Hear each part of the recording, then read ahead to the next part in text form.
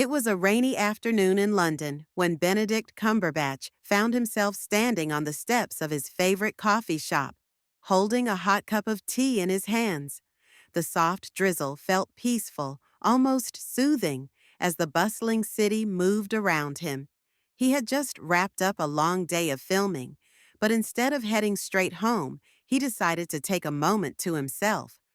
As he sipped his tea, his eyes caught something unusual. A young boy, no more than 8 or 9, was sitting on the wet steps of a nearby building, his knees pulled to his chest and his face buried in his hands. The child's clothes were worn, and he seemed out of place, as if he didn't belong in the world around him. Benedict's heart skipped a beat. Something about the boy's posture, a mix of sadness and exhaustion, struck him deeply. Without hesitation, Benedict walked over to the boy, kneeling down in front of him. "Hey there," he said gently, his voice soft yet full of warmth. "Are you all right?" The boy looked up, startled, his tear-streaked face meeting Benedict's eyes. I don't know," the boy stammered, his voice shaky. "I can't find my way home." Benedict's chest tightened. He knew the city well, and it was clear that the child had no idea where he was. He gently extended his hand to the boy. "It's okay," he said. "Let me help you. Do you know where you live?" The boy sniffled and nodded slowly. "It's near the park, by the big fountain, but I don't know how to get there." Benedict helped him to his feet, taking in the child's frail figure. "All right, let's get you there.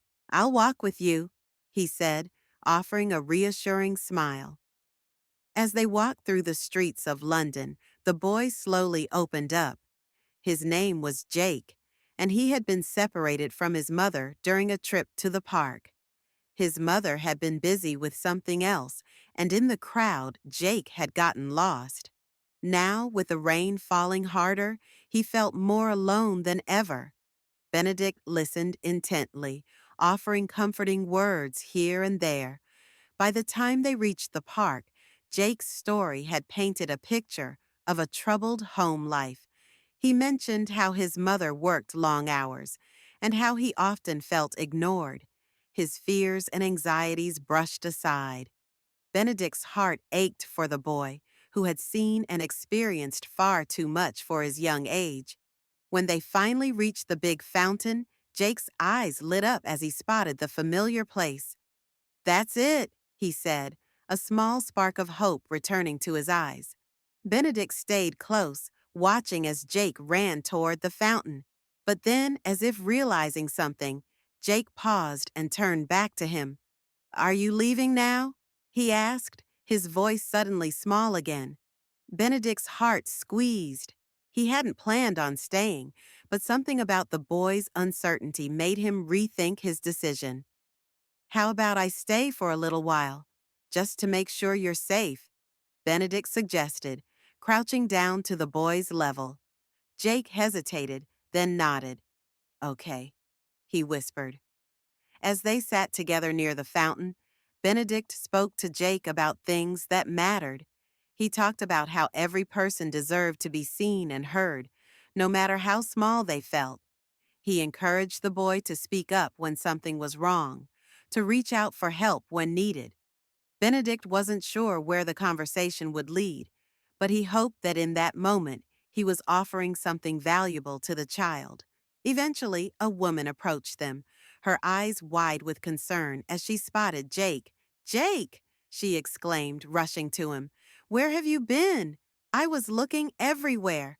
Benedict watched as the woman embraced Jake, relief flooding her face. It was Jake's mother, and though she seemed overwhelmed, there was gratitude in her eyes when she turned to Benedict. "Thank you," she said, her voice shaky. "Thank you for bringing him home. I don't know what I would have done." Benedict smiled, but there was a lingering sadness in his eyes. He could see how much the woman cared for her son, but the cracks in their relationship were clear. Jake needed more than just a mother's love. He needed someone who would be there for him, consistently and without hesitation. As the rain began to subside, Benedict stood up to leave, but not before one last word to Jake. "You're a brave boy," he said, ruffling the boy's hair. "Never forget that." Jake looked up at him, his eyes shining a little brighter. "Thank you," he whispered. Benedict left the park, but the encounter stayed with him. He hadn't expected to be the one to help a lost child that day. Yet in the brief moments they shared, he had made a connection with someone in need. He walked home, his heart feeling a little lighter, knowing that sometimes it's not the big gestures that make a difference, but the small moments of kindness that can change a person's life forever.